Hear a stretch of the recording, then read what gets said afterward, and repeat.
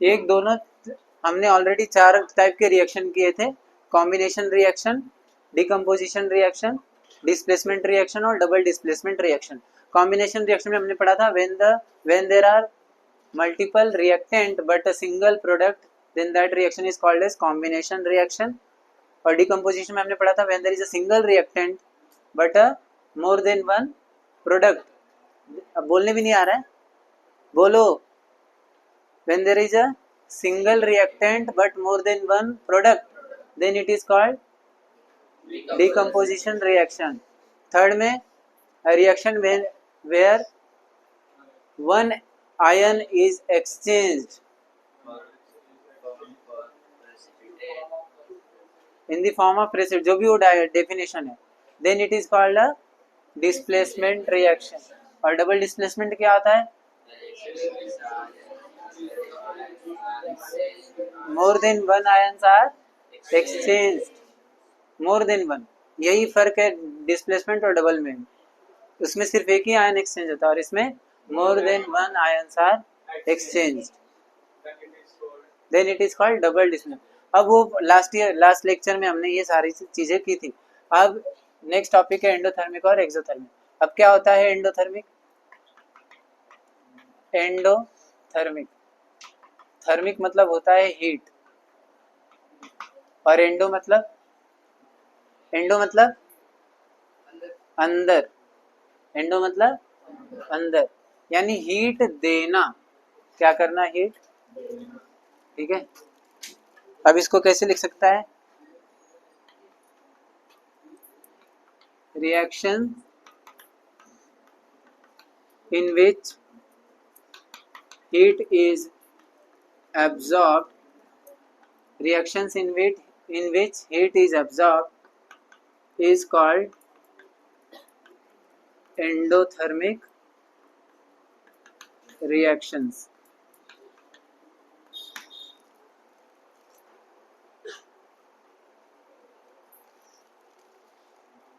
और एक्सोथर्मिक का ये मार्क करो यहाँ page number 39। The process in which heat is given out are called exothermic processes. और वही प्रोसेस की जगह अगर रिएक्शन आ जाए तो reaction. Exothermic reactions.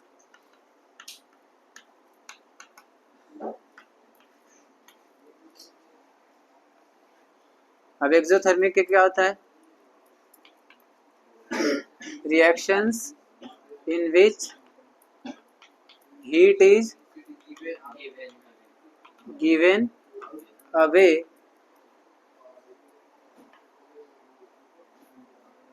is called exothermic reaction. Clear हुआ? तो दोनों में कुछ अंतर नहीं है, इसमें हीट एब्जॉर्ब होता है और इसमें हीट दिया जाता है। एब्जॉर्ब मतलब कैसा? जैसे खाना बनाने के लिए तुम्हें हीट देना पड़ता है या हीट निकालना पड़ता है? हीट देना पड़ता है। खाना बनाने के लिए हीट देना पड़ता है। तो एंडोथर्मिक हुआ या एक्सोथर्मिक हुआ? क्या हुआ? एंडोथर्मिक हुआ। क्यों? क्योंकि हीट इज एब्जॉर्ब, इसमें हीट एब्जॉर्ब होता है। जो तावा रहता है, जो कढ़ाई रहता है, वो क्या करता है? हीट को एब्जॉर्ब करता है, गर्म होता है, तापमान बढ़ता है, तब जाके खाना पकता है। तो जिसमें हीट एब्जॉर्ब होता है जिस रिएक्शन में, उस रिएक्शन को हम क्या बोलने वाले हैं?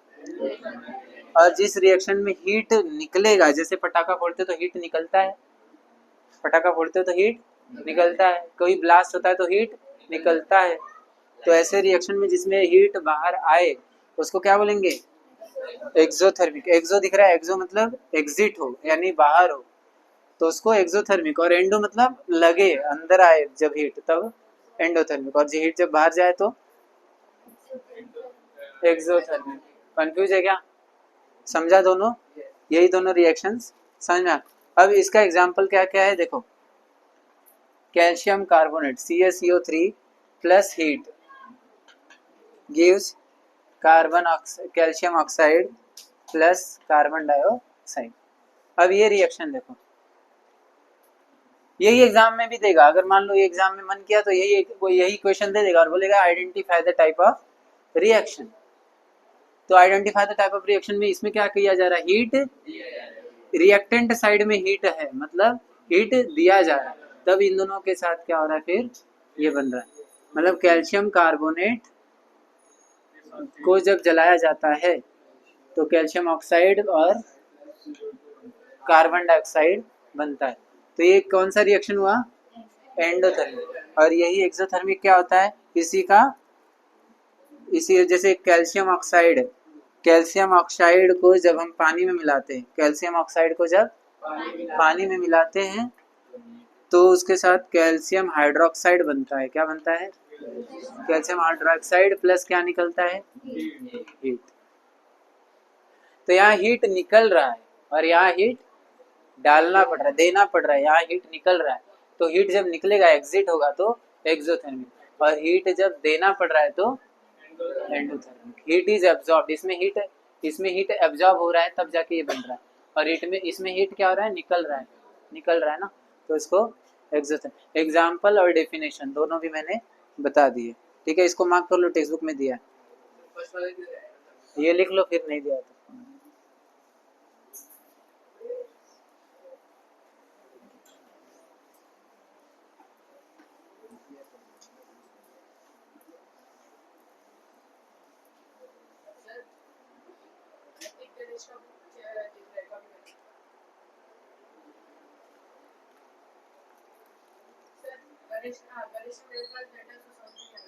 सिखा दी। रेट ऑफ केमिकल रिएक्शन, ये एक अगला टॉपिक है। क्या होता है rate of chemical reaction, chemical reaction का रेट मतलब क्या, उसकी स्पीड, कितना ड्यूरेशन ले रहा है वो उसका रेट बताए। कितना ड्यूरेशन मतलब, अब इस चौक को मुझे घोलना है पानी में, इस चौक को पानी में घोलना है, एक गिलास पानी भरूं और उसमें ये डुबा दूं, तो क्या एक अगले दिन सुबह तक पूरा घुल जाएगा, पक्का, ये पूरा घुल जाएगा अगले दिन सुबह, किस हिसाब से बोल रहे हो,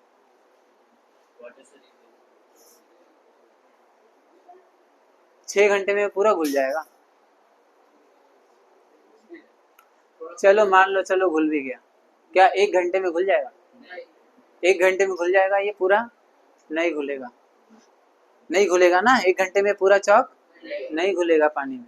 तो इसी को अब मैं अगले, ये पहला प्रोसेस, दूसरा प्रोसेस, इसको पूरा छोटा छोटा पाउडर बनाओ और उसको पानी में डाल दो, जैसे ही डाला वैसे ही घुल गया।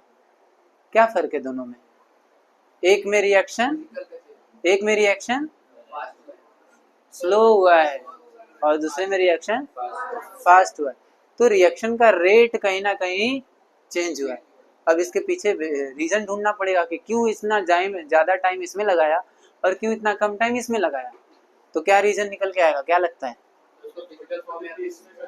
इसको छोटे छोटे पीस में डाला और इसको अक्खा डाल दिया, है ना, यही रीजन था, इसको पहले में अक्खा डाला था, दूसरे में छोटा छोटा करके डाला, तो इसको हम क्या बोलते हैं, इसको हम बोलते हैं साइज, क्या बोलते हैं, साइज ऑफ पार्टिकल। पहले में क्या था, साइज बड़ा था, पहले में साइज, और इसको जब पाउडर फॉर्म में किया तो साइज बहुत ही छोटा हो गया। इसका मतलब रेट कहीं ना कहीं साइज पर भी डिपेंड करता है, अगर साइज बड़ा तो रेट कम होगा, रेट स्लो होगा, और अगर तुम्हारा साइज छोटा है तो तुम्हारे रिएक्शन का जो स्पीड होगा, रेट होगा, वो क्या होगा, बढ़ जाएगा। क्लियर हुआ। तो किन किन चीजों पर है, इसमें से एक रीजन मैंने दिया साइज ऑफ अ पार्टिकल। तो ऐसे कौन कौन से रीजन है, तो पहला रीजन है तुम्हारा, पीछे पेज पलटो, नेचर ऑफ रिएक्टेंट। पहला रीजन क्या है,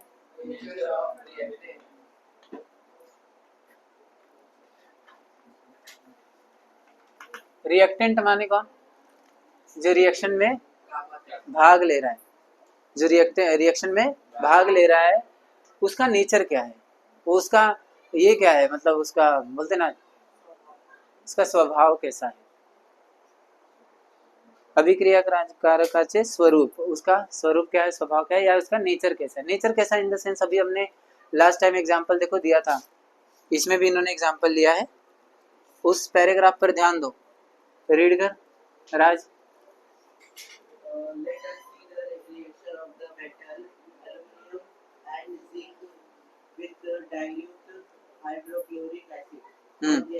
एक में क्या हो रहा है,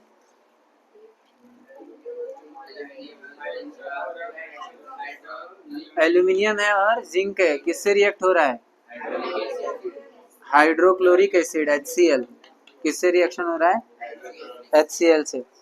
तो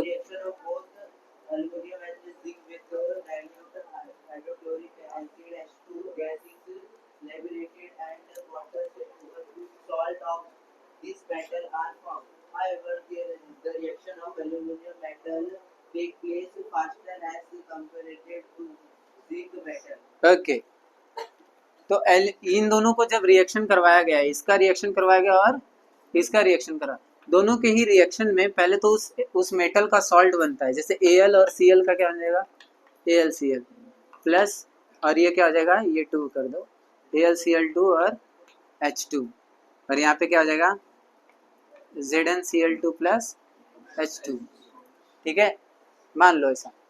तो ये रिएक्शन हो रहा है, तो देखो हाइड्रोजन गैस इसमें भी बन रहा है, हाइड्रोजन गैस इसमें बन रहा है, और प्लस सॉल्ट बन रहा है, क्या बन रहा है, तो ये जो हाइड्रोजन गैस बन रहा है, क्या बन रहा है, ये हाइड्रोजन गैस, ये अब उन्होंने क्या बोला है, the reaction of aluminium metal takes place faster as compare to zinc metal, यानी ये जो एल्यूमिनियम वाला मेटल है ये ज़्यादा जल्दी होता है, ये प्रोसेस, ये रिएक्शन ज़्यादा फास्ट हो जाता है, और ये रिएक्शन कंपेरेटिवली क्या है, स्लो है। तो क्या इसमें दोनों के साथ कौन रिएक्ट कर रहा है, HCl ही रिएक्ट कर रहा है, कुछ फर्क है दोनों में, तो दोनों में सिर्फ एक ही चीज़ का फर्क है, रिएक्टेंट का, एक के साथ एल्यूमिनियम एक के साथ जिंक है, तो दोनों में क्या फर्क है, दोनों का नेचर, एल्यूमिनियम रिएक्टिव है, एल्यूमिनियम, अब रिएक्टिव के ऊपर मैंने लास्ट लेक्चर में बात किया था, जो ज़्यादा रिएक्टिव होता है वो रिएक्शन में ज़्यादा जल्दी भाग लेता है, जो ज़्यादा रिएक्टिव होता है, रिएक्टिव वो रिएक्शन में जल्दी कूदता है, रिएक्शन में ज़्यादा प्रभाव दिखाता है, और जो कम रिएक्टिव रहता है उसके वजह से रिएक्शन में ज़्यादा कुछ प्रभाव देखने को नहीं मिलता। तो ये Zn क्या है, एल्यूमिनियम के सामने Zn का रिएक्टिवनेस कम है, इसका नेचर उतना ज़्यादा रिएक्टिव नहीं है, इसका नेचर रिएक्टिव बहुत ज़्यादा, तो इस कारण से ये फास्ट हो गया और ये स्लो हो गया। क्लियर हुआ? तो ये क्या, पहला चीज़ क्या है, नेचर, अगर नेचर उसका रिएक्टिवनेस ज़्यादा रहेगा तो उसका रेट क्या होगा, बढ़ेगा, अगर नेचर कम या रिएक्टिवनेस कम तो उसका रेट क्या होगा, गिर जाएगा। समझ में आया? किसका एग्जांपल लिया था इन्होंने, एल्यूमिनियम और जिंक का। देयरफॉर, अब आगे, therefore the rate of reaction of aluminium with hydrochloric acid is higher than Zn zinc. Nature of reactivity of reaction influences the rate of chemical reaction. ये लाइन को mark करो, nature or reactivity of reactants, nature or reactivity of elements, nature or reactivity of elements, और elements नहीं, reactants influences the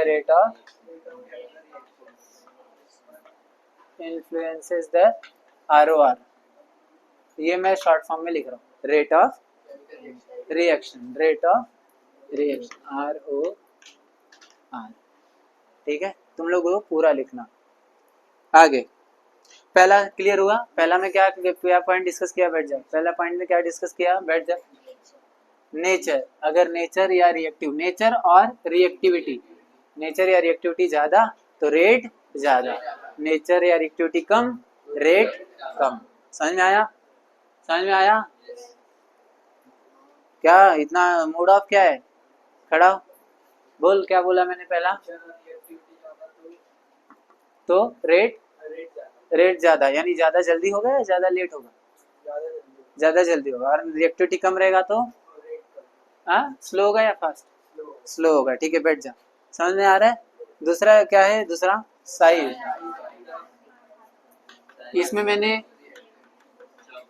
size of particle of reactant, इसमें मैंने अभी एक example लिया था चौक का, ये चौक को अगर मैं अक्खा डाल दूंगा तो ज़्यादा समय लेगा रिएक्शन होने को, और अगर आधा आधा तोड़ तोड़ के डालूंगा तो क्या होगा, कम समय में हो जाएगा।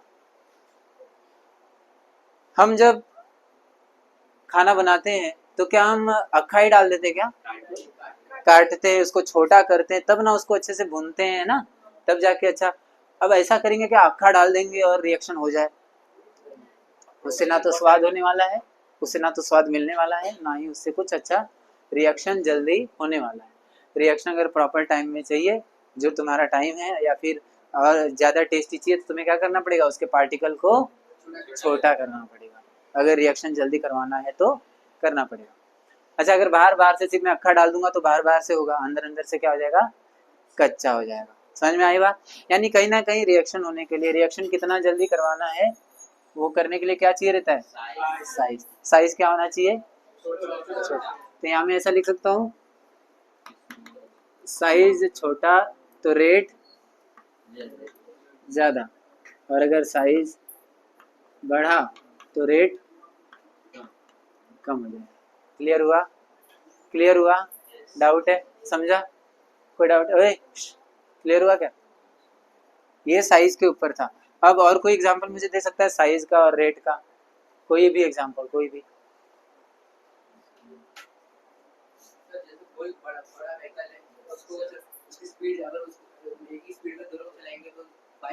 नहीं नहीं, रिएक्शन के ऊपर सर ये दो। मिट्टी की बॉल को अगर पानी में फेंकते हैं, ईंट ले सकते हो, ईंट, या मिट्टी का कोई भी चीज, तो नहीं जल्दी वो होता, घुलता। और अगर वही उसका वो डालते तो घुल जाता है। ठीक है। अच्छा, ये जो दवा होता है, जो दवा हम खाते, पिल्स, गोली होती है, वो गोली को हम क्या करते हैं, दांतों से कूचते हैं या डायरेक्ट निगल जाते हैं? हाँ, निगल जाते हैं, पानी लिया निगल लिया, है ना, यही करते हैं।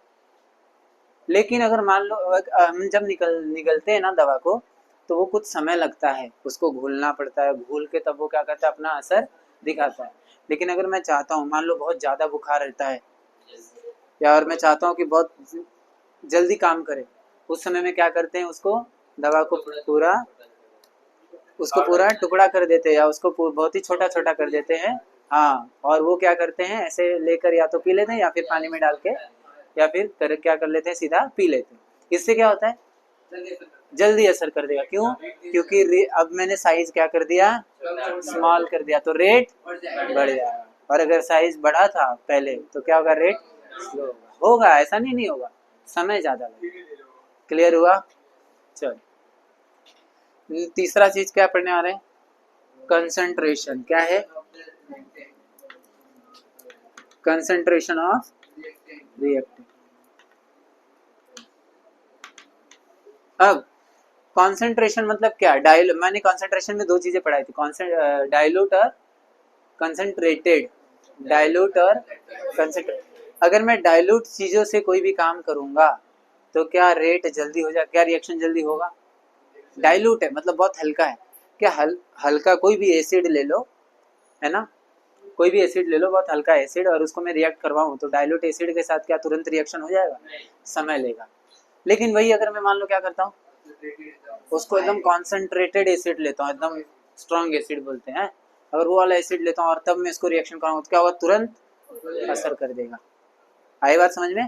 जैसे वो जो HCl हाइड्रोक्लोरिक एसिड होती है, हाइड्रोक्लोरिक बहुत ही मतलब वीक एसिड में माना, मतलब उतना भी वीक नहीं है लेकिन तो भी वीक रहता है। अगर वो HCl डाइल्यूट रहता है, जो हम अभी 10th में आए हो ना, तो प्रैक्टिकल में जब जाओगे, साइंस प्रैक्टिकल में, तो तुम्हें HCl का यूज सिखाएंगे, HCl को यूज करना बताएंगे। तो HCl जो तुम्हें यूज करने देते हैं वो काफी डाइल्यूटेड रहता है। क्या रहता है? वो तुम्हारा, उससे तुम्हारे शरीर पे अगर गिरा भी तो ज्यादा रिएक्शन नहीं, थोड़ा ईचीनेस या खुजली टाइप हो सकता है, रैशेस आ सकते हैं, लेकिन उससे तुम्हारे स्किन पर कोई प्रॉब्लम नहीं होगा, डेंजर वाला प्रॉब्लम। लेकिन वही अगर मैं कॉन्सेंट्रेटेड हाइड्रोक्लोरिक एसिड लूँ और क्या करूँ, अगर मान लो गलती से स्किन पे गिर जाए तो क्या होगा, जल सकता है। वो क्या हो सकता है, जल। तो इसका मतलब क्या है, जो जो रेट कॉन्सेंट्रेटेड होने पर, जितना कॉन्सेंट्रेटेड होगा उतना रेट बढ़ेगा या कम होगा? कंसंट्रेशन, क्या बोलेंगे, कंसंट्रेशन बढ़ाओगे तो रेट बढ़ेगा। इसको उन्होंने टेक्स्ट बुक में क्या लिखा है, पढ़ो उस लाइन को।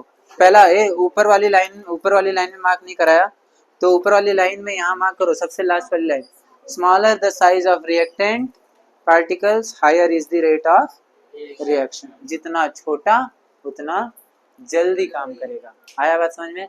चलो अब थर्ड वाला जो हमने कंसंट्रेशन का बात किया था, इसका लाइन कहाँ है, ये last line, concentrated acids react faster than dilute acid, which means that rate of reaction is proportional to the concentration of reaction.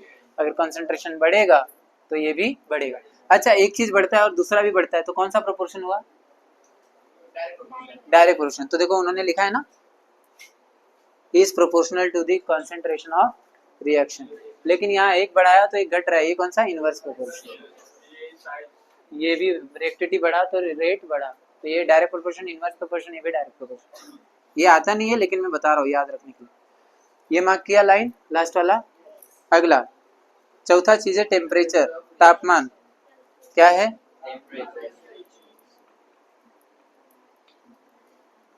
Temperature of reactant, ठीक है, हाँ रिएक्शन भी बोल सकते हो। क्या दिया है टेम्परेचर में, क्या दिया है, ये वाला लाइन मार्क करो, ये वाला लाइन सबसे last, the rate of reaction increases on increasing the temperature.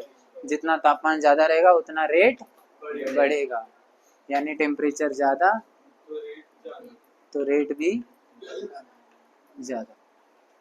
ठीक है, समझ में आया, क्लियर हुआ?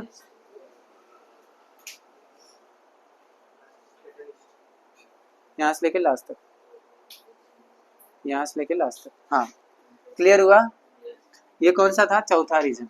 अब इसके बाद पांचवा रीजन आता है कैटलिस्ट। मैंने कैटलिस्ट का पहले ही बताया ना, कैटलिस्ट क्या होते हैं, जो रिएक्शन के रेट को बढ़ा देते हैं या फिर घटा भी देते हैं, दोनों कर सकते हैं, या तो बढ़ा भी सकते हैं या तो घटा भी सकते हैं।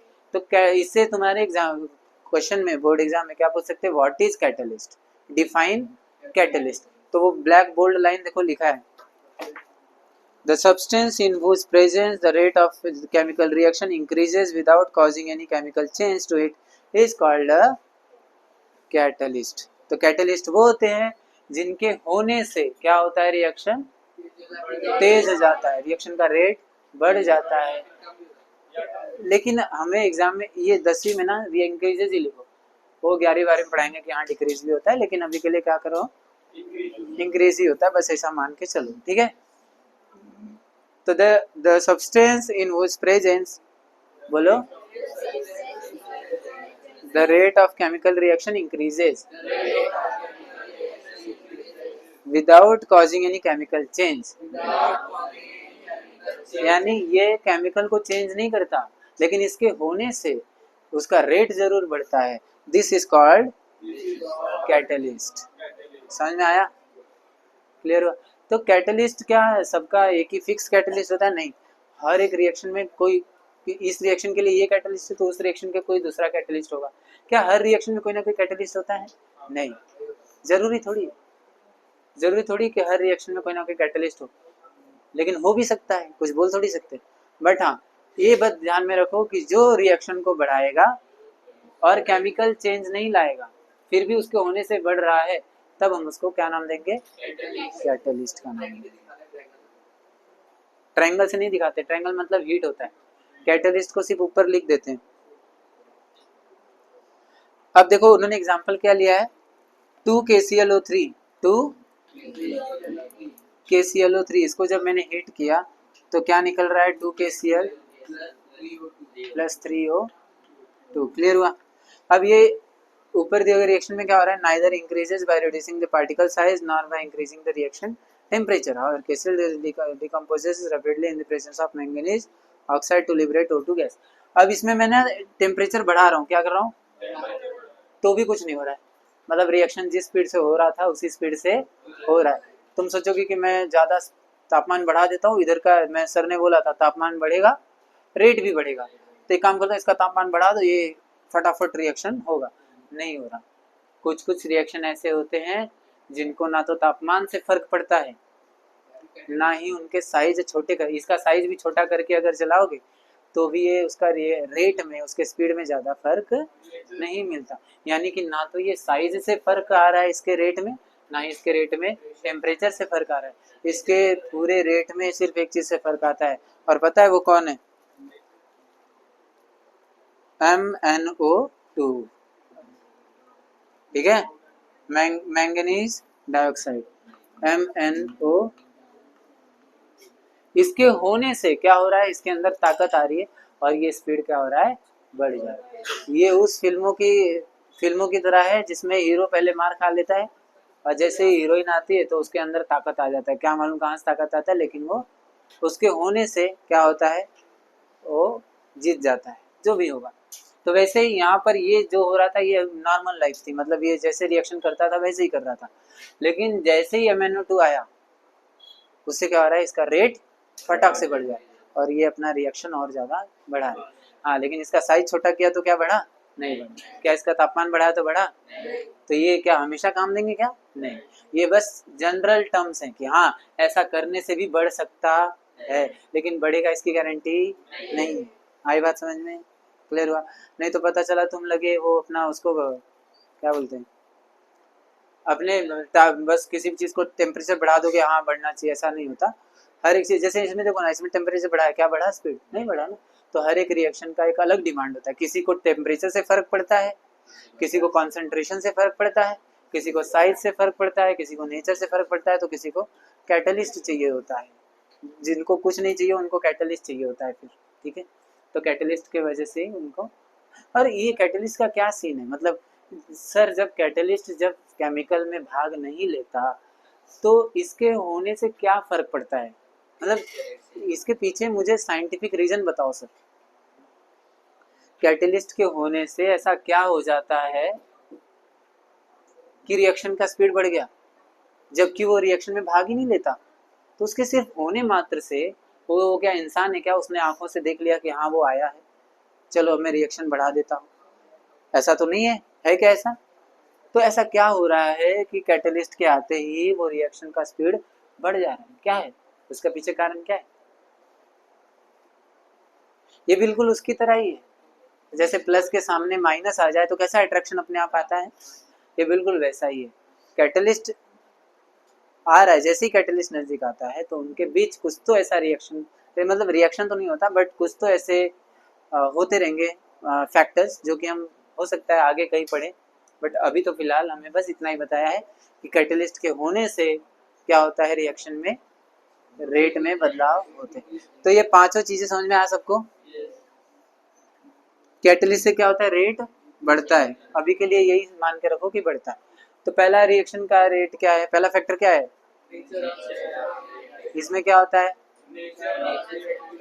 अगर उसका रिएक्टिविटी बढ़ेगा तो साइज, अरे रेट बढ़ेगा। दूसरा क्या था, अगर साइज बड़ा होगा तो रेट होगा जल्दी नहीं, अगर साइज छोटा छोटा होगा तो रेट बढ़ेगा।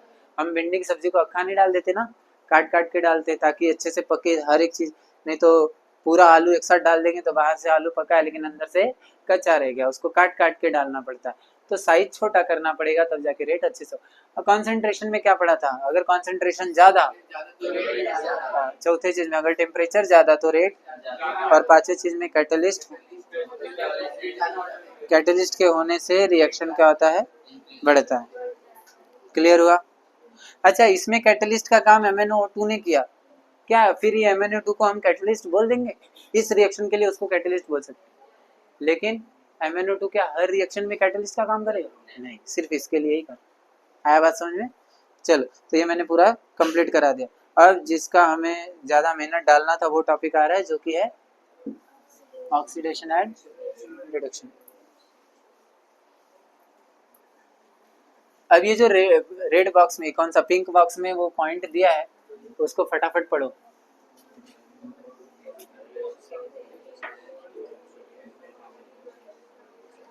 One or more chemical reactions takes place during every chemical change.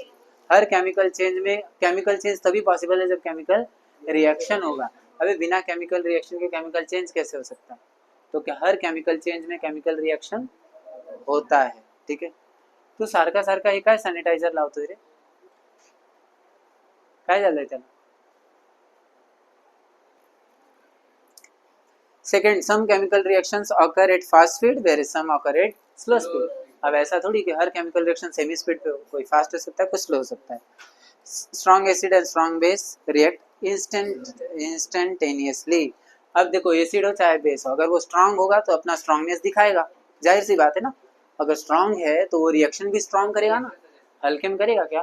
Instantaneously मतलब फटाक से, चाहे वो स्ट्रांग एसिड हो चाहे वो स्ट्रांग बेस। हमें जब पेट में एसिडिटी हो जाती है तो कैसा, वो बेस जैसे ही पीते हैं तो तुरंत देखो 6 सेकंड में असर दिखाता है। वो 6 सेकंड कंपनी कंपनी का ये नहीं है कि कंपनी ने बहुत बड़ी तरक्की कर ली तो 6 सेकंड में असर दिख रहा है। वो बेस का वो ये है, कमाल है। यस, वो बेस है जो कि स्ट्रांग है, जिसकी वजह से जैसे ही वो पेट में जा रहा है, क्योंकि वो स्ट्रांग बेस है तो वो क्या कर रहा है, इंस्टेंट उसका असर काम करे सिर्फ 6 सेकंड में, तो 6 सेकंड में काम होगा। ठीक है, तो वो स्ट्रांग बेस का कमाल है। आगे, in our body enzymes increase the rate of physiological reaction. हमारे शरीर में बहुत सारे रिएक्शंस होते रहते हैं, जिसकी वजह से हम समय समय के बाद, कुछ हमारी उम्र होती जाती है तो हम बुढ़े भी होते जाते हैं। तो ये क्या है, हमारे शरीर का फिजियोलॉजिकल रिएक्शंस। और ये रिएक्शंस में कौन किसकी वजह से होता है? एंजाइम्स की वजह से। हमारे शरीर के अंदर एंजाइम्स होते हैं बहुत सारे, उसके कारण से होता है। Perishable foodstuff gets preserved longer in the refrigerator. जो फूड खराब होने वाले होते हैं, खराब हो सकते हैं, उनको हम कैसे बचाते हैं? रेफ्रिजरेटर में रख के। The rate of decomposition of foodstuff get lower due to low temperature and dispersion is maintain, freshness is maintain. अरे इसको क्या, खाना को फ्रिज में रखने से क्या खाना सालों तक चल सकता है क्या? नहीं। यानी तुम खाना को, जो खाना 6 घंटे बाद खराब हो सकता था, उसको तुम फ्रिज में 6 घंटे के बजाय 18 घंटे चला सकते हो, 24 घंटे चला सकते हो, 24 घंटे बाद भी यूज कर सकते हो, चलो मान लिया, उसके बाद नहीं। क्यों? क्योंकि तुम्हारा रिएक्शन का जो रेट है, देखो अब मैंने अभी चौथे पॉइंट में पढ़ा था, टेम्परेचर बढ़ता है तो रेट बढ़ता है, लेकिन फ्रीज में टेम्परेचर कम होता है तो रेट भी, यानी जो खाना सड़ने की प्रक्रिया है, रेट है खाना सड़ने का या सब्जियों के खराब होने का जो स्पीड है, वो क्या हो जाता है? कम हो जाता है। क्या स्लो होना मतलब होना ही नहीं, ऐसा है क्या? सड़ता है खाना, फ्रीज में भी खाना खराब होता है, लेकिन उस स्पीड से नहीं होता जिस स्पीड से बाहर हो रहा था। वो फ्रीज में जिस स्पीड से हो रहा है वो बहुत कम स्पीड है, जिसकी वजह से टाइम क्या हो जाता है? बढ़ जाता है। अब इसका मतलब क्या फ्रिज में खाना एकदम सेफ है? नहीं, वो भी खराब होता ही है। अब वो तुम्हें नहीं मालूम पड़ेगा, ठंडा ठंडा लगेगा तुम्हें फ्रेश है, लेकिन खाओगे तो फिर वही फूड पॉइजनिंग होता है बीच बीच में, फिर है ना, फूड पॉइजनिंग हो गया, या फिर वो बहुत सारी बीमारियां भी हो जाती हैं उसकी वजह से। तो नहीं करना चाहिए ऐसा। फ्रिज में तो खाना रखना ही चाहिए, सब्जी वब्जी के लिए फ्रिज बना है, चलो ठीक है। खाना भी आजकल लोग रखते जा रहे हैं, सुबह का खाया रख दिया, शाम को खा रहा है, ऐसा नहीं होना चाहिए, खाने के लिए नहीं।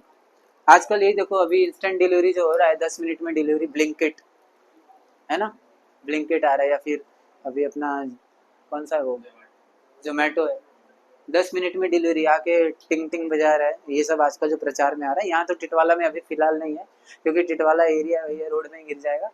मुंबई जैसे शहरों में क्या हो रहा है, ब्लिंकिट बहुत ज़्यादा तेजी से फैल रहा है।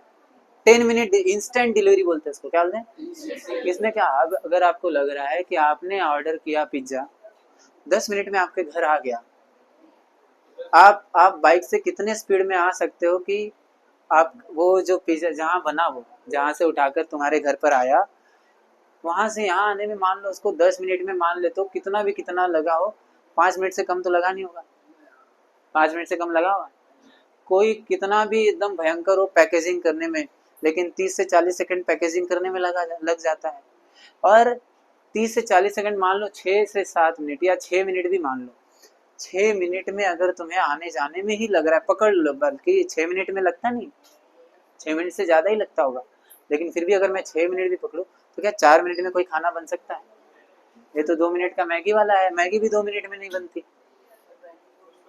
हाँ, तुम ये कौन सा पिज्जा बना रहे हो जो 2 मिनट में तैयार हो रहा है, 2 मिनट में पैक हो रहा है, 4 मिनट में घर पे आ जा रहा है मेरे? ये कौन सा पिज्जा है? सोचो, ये वो पिज्जा है जो 1 दिन पहले 2 दिन पहले बना के रखा हुआ है, ताकि ये फट दे प्लेस ऑर्डर करे, मैं फट दे पैकेज करूँ, फट दे भेज दूँ, हो गया 10 मिनट में इंस्टेंट डिलीवरी।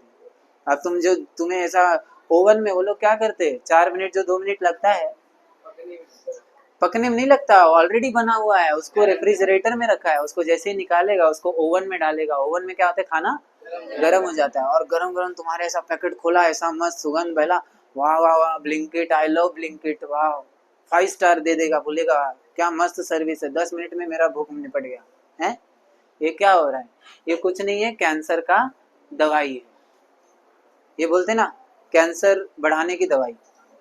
ये जो आजकल इंस्टेंट डिलीवरी करके जो आजकल फटाक से ऑर्डर कर रहे हैं आ जा रहा है, ये जो प्रिजर्वेटिव डाल डाल के जो खानों को खाने का जो असली नेचर था वो सड़ना ही था। खाना वो खाना असली है ही नहीं जो सड़े ना। लेकिन इनका खाना देख लो, 10 दिन बाद भी उतना ही फ्रेश है।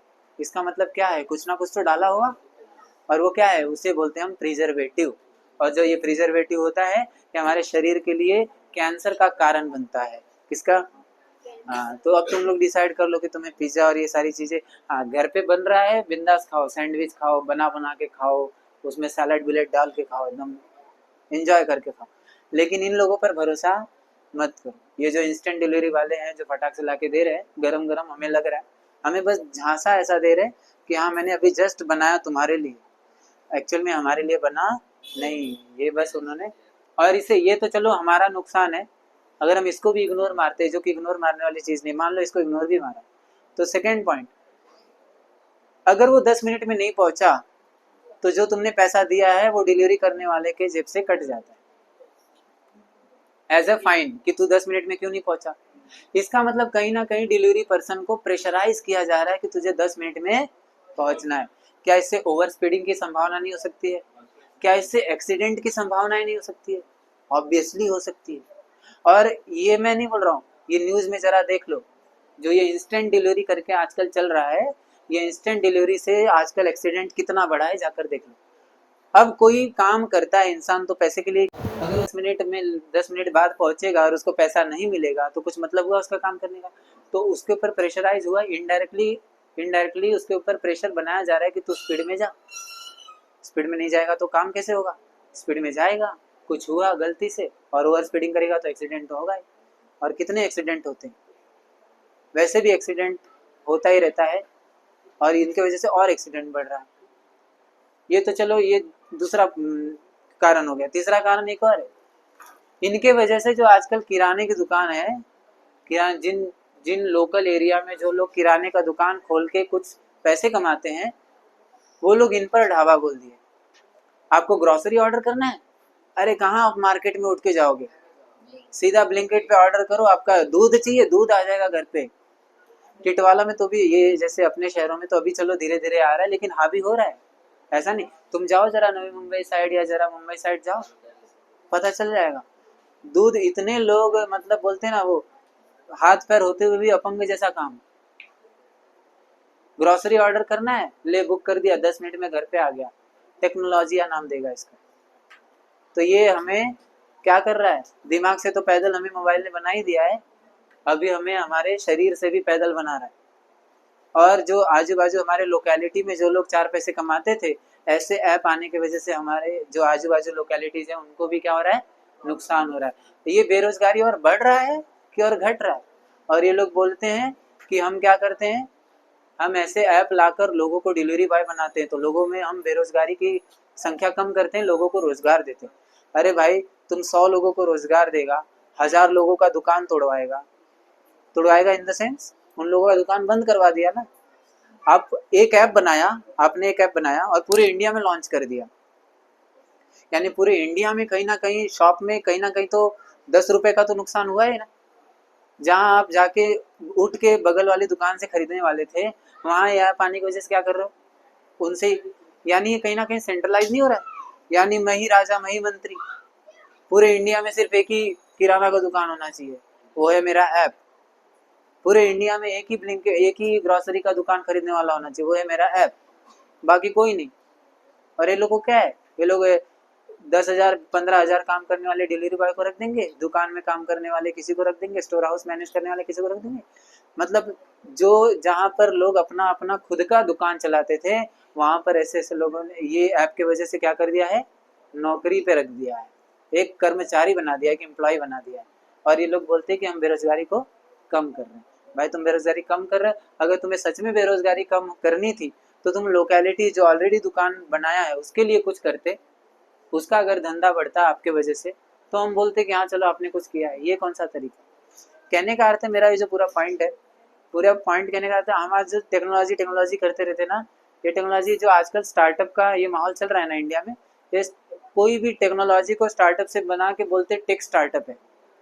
तो ये टेक स्टार्टअप सिर्फ एक ही चीज़ रह गया है, सेंट्रलाइजेशन, अपने सारी कंट्रोल अपनी मुट्ठी में हो जाए, इसके पीछे नहीं जाना है। तो तुम लोग को ना वो आदतें नहीं लगना चाहिए जो आजकल फटाक से लग रही ना, 10 मिनट में आ जाए, 2 मिनट में आ जाए, अभी के अभी आ जाए, अभी ऑर्डर करूँ फटाक से आ जाए, ये आदतों में नहीं पड़ना। तो ये मेरा मुद्दा था खाने को लेकर। क्यों? क्योंकि खाने में क्या होता है, क्या होता है खाने में? प्रिजर्वेटिव, जो प्रिजर्व करता है खाने को। और क्यों प्रिजर्व करता है? ताकि हम उसको यस लॉन्ग टाइम के लिए चला सके। ठीक है, तो ये इससे खाना खराब नहीं होता। Vegetable cook quickly on oil rather than on water. अब हम जो खाना बनाते हैं हम किस में तलते, किस में? तेल में या पानी में? पानी में तल सकते हो? पूड़ी पानी में तल सकते हो? क्यों नहीं तल सकते? तल के देखा है क्या कभी? पूड़ी को पानी में तल के देखा है? नहीं देखा ना, तो कैसे बोल रहा है कि नहीं तल सकते? जस्ट बिकॉज तुम्हारे घर में बचपन से लेके आज तक तेल से तली हुई चीजें हैं, तो क्या तेल से ही तलती होंगी? क्या कोई और चीज नहीं है तलने के लिए? तलना ही है ना, पानी में तलो। क्यों नहीं तल सकते? पानी में पानी में उबल जाए।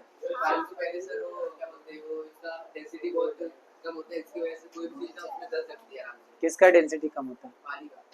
पानी का डेंसिटी कम होता है। ओके, अच्छा, हाँ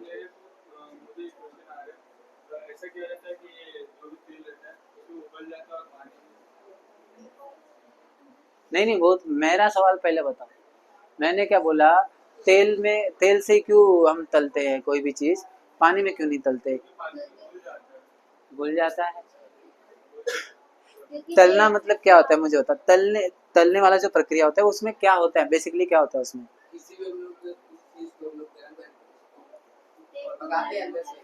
तलने वाले प्रक्रिया में क्या होता है वो बताओ। हाँ, उसको उसमें डालते तो उससे क्या होता है? उससे क्या होता है? उसके चारों तरफ से क्या लगता है उसको? तेल में जैसे हम डालते हैं तो क्या होता है, चारों तरफ से उस पर वो जो चीज, जैसे प्याज डाला तो प्याज के चारों तरफ गरम गरम चीजें मिलती है, तो उससे पूरा प्याज भून जाता है या पूरा प्याज एकदम ये हो जाता है। तो क्या चीजें हम इसमें कर सकते हैं? इसमें अपना पानी में कर सकते हैं।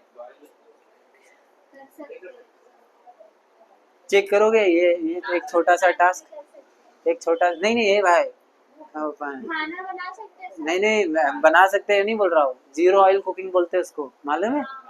एक टर्म है, अभी यूट्यूब पे भी सर्च मार सकते हो, घर पर बता भी सकते हो। आजकल तेल के भरोसे मत रहो, आजकल जो तेल है वो भी एकदम थर्ड क्लास है। सीधा हमारे शरीर में जाके वो जो हमारे हार्ट के जो आर्टरीज है वैसे उसमें क्या बनता है, कोलेस्ट्रॉल बढ़ जाता है, फैट्स बढ़ जाते हैं, जिसकी वजह से क्या होता है, जैसे हार्ट अटैक के चांसेस होते हैं।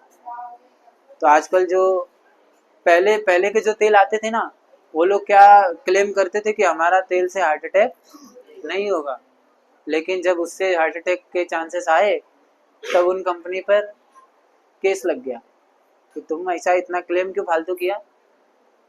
तुम ये क्लेम कैसा कर सकता है कि तुम्हारे तेल से हार्ट अटैक नहीं हो सकता जबकि ऐसा हो रहा है। तो अब क्या पता है, अब अगर कोई भी तुम टीवी में या मोबाइल में कभी भी तेल का ऐड देखोगे, कभी भी तेल का ऐड देखोगे तो वो लोग ना ऐसा नहीं बोलेंगे कि हमारा तेल से हार्ट अटैक की बीमारी कम होती है, ऐसा नहीं बोलेंगे। वो इनडायरेक्टली बोलेंगे। कैसे? जैसे कि एक कोई पापा है और गाड़ी से आ रहे हैं और जैसे उतर रहे हैं, खाना खाने बैठ रहे, फ्रेश होके आके खाना बैठ रहे और अचानक दिल पे हाथ रखे, ऐसा लग रहा है कि बहुत पेन हो रहा है, और बाद में बोल रहे हैं अरे बेटा तुम्हारे लिए एक बहुत अच्छी सब्जी बनाई हूँ। और किससे बनाई हूँ? ये तेल से। इनडायरेक्टली वो कनेक्शन बन नहीं रहा है, लेकिन वो क्लेम नहीं करेंगे कि हाँ इसका मतलब ये नहीं हुआ कि ये हार्ट अटैक का बीमारी ये तेल से जा सकता है, ये क्लेम नहीं कर रहे, जबकि इनडायरेक्टली वो देखने वाले को मैसेज वही पहुंच रहा है। तो इसको बोलते हैं फॉल्स क्लेम या फिर इनडायरेक्ट क्लेम करना। नहीं, अब उनके ऊपर मान लो कि तुम केस भी करने जाओगे ना, तो भी वो बोलेंगे कि नहीं ये तो हम जस्ट एक माँ है जो अपने बच्चे का ख्याल रखना चाहती है, तो वो उनको बना के दी है, हमारा ये दिखाने का तरीका था। आप उसको ऐसा लोगे कि इससे हार्ट का रोग कम होगा, तो आपकी गलती। अब ऐसा ये बच कंपनी आजकल जिस हिसाब से बच सकती है वैसे बचती है। और आजकल देख तो बड़ा सा इतना बड़ा कोई भी मान लो इतना बड़ा टीवी है तो पूरा का पूरा प्रचार रहेगा और उसके नीचे एक स्टार करके इतनी छोटी लाइन लिखी रहेगी, एक चीटी भी जाएगी पढ़ने उसको नहीं दिखेगा। हाँ, लेकिन अगर केस कर देंगे तो वही वीडियो चलाएंगे और वही लाइन को रीड करके बताएंगे, देखो हमने ऐड जब चलाया था तो ये लाइन लिखा था, आपने नहीं पढ़ा, आपकी गलती। तो ये सारी चीजें होती हैं। तो आप कभी भी कंपनी पर विश्वास नहीं कर सकते। कंपनी को सिर्फ क्या चाहिए? मुनाफा, प्रॉफिट। और इंडिया में क्या है, भर भर के लोग हैं, दो चार मर भी जाए तो फर्क पड़ने वाला ऐसा कंपनी सोचती है। चल मर रहे हैं ना, पॉपुलेशन कम ही हो रहा है, चल ले धड़ाधड़ ले धड़ाधड़ करते जा करते जा। उनको थोड़ी मालूम किसी परिवार में अगर एक भी चला जाए तो पूरा परिवार खत्म हो जाता है। किसी परिवार में अगर एक कोई कमाने वाला चला जाए तो पूरा परिवार तहस नहस हो जाता है, उसकी पूरी पीढ़ी बर्बाद हो जाती है। वो थोड़ी उनको मालूम, उससे थोड़ी उनको कुछ लेना देना, वो तो आपको सोचना है आपकी पीढ़ी के बारे में। तो सावधान रहो, सतर्क रहो। ऐसा किसी के भी हम जो प्रचार देख के प्रभावित हो जाते हैं ना, अरे यार ये दिखा रहा है बहुत मस्त है, ये नहीं होना है। तो वही पॉइंट है जो हम वेजिटेबल कुक का बात कर रहे थे। तो अगला है chemical reactions are profitable in the chemical factories if their rate is fast. Chemical reactions are profitable in the chemical factories if their rate is fast. हाँ, अब देखो जो फैक्ट्री होती है, फैक्ट्री में क्या है, प्रोडक्शन अपने को जल्दी बढ़ाना है। अभी एक दिन में मान लो 10,000 क्वांटिटी निकल रहा है, उनको नहीं, उनको 10,000 नहीं, उनको 20,000 चाहिए, 30,000 चाहिए। हाँ, आजकल देखो ना, अभी आम का सीजन आया नहीं था, आम का वो कौन सा वो आम है, क्या नाम है, कौन सा आम होता है, टाइप क्या है आम का, हापुस ना। हापुस का आम, रत्नागिरी का आम जो होता है, रत्नागिरी का एक मैंने देखा था, रत्नागिरी के जो आम है अभी तक पेड़ से टूटे भी नहीं। मार्केट में रत्नागिरी के आम, रत्नागिरी के आम, ले जाओ ले जाओ। कहाँ से आ रहे भाई रत्नागिरी के आम? रत्नागिरी का एक आम का पेड़ नहीं गिरा नीचे, अभी तक वो भी पका नहीं है पूरी तरह से, और ये लोग मार्केट में रत्नागिरी का आम करके प्रचार कर रहे हैं। ये गलती होती है। और वो लोग क्या कर रहे हैं, कोई भी कच्चा आम को ले रहे हैं, केमिकल पेस्टिसाइड डाल रहे हैं और क्या कर रहे हैं, पका रहे हैं। केला हम खाते हैं, केले का जो डंठी रहता है वो ग्रीन कलर और पूरा केला येलो कलर, हमें लगता है वाह क्या मस्त केला, लेकिन एक्चुअल में क्या है ये, और डंठी को ऊपर रखे उस केले को केमिकल में डाला था कुछ समय के लिए, जिसकी वजह से वो केला पक गया, यानी केमिकली उसको पकाया गया, और हम वही खाते हैं, हमें लगता है अरे मस्त अच्छा है, क्या दिक्कत है। और यही ज्ञान आप किसी को देने चले जाओगे ना, बोलोगे अरे नहीं इसमें ये होता है वो होता है, वो आपको चार गाली देगा, बोलेगा क्या सोचता है रे इतना, इंसान को एक दिन मर जाना है, तू भी मरेगा मैं भी मरेगा, खा पी के मस्त मौज में मर। अब बताओ, अब ऐसा कोई बोल देगा सामने वाला तो आप क्या ही बोल सकते हो। तो भैया आप किसी को ज्ञान मत देने जाओ, ज्ञान देने जाओगे तो आप ही फंस जाओगे। खुद से सतर्क रहो बस, कोई खा रहा है तो खाने दो, उसकी मर्जी है, हम अपने आप से सतर्क रहो।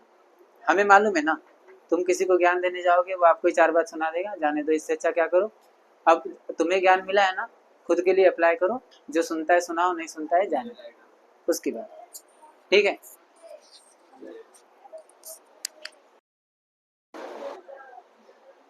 ये कब हुआ भाई? अब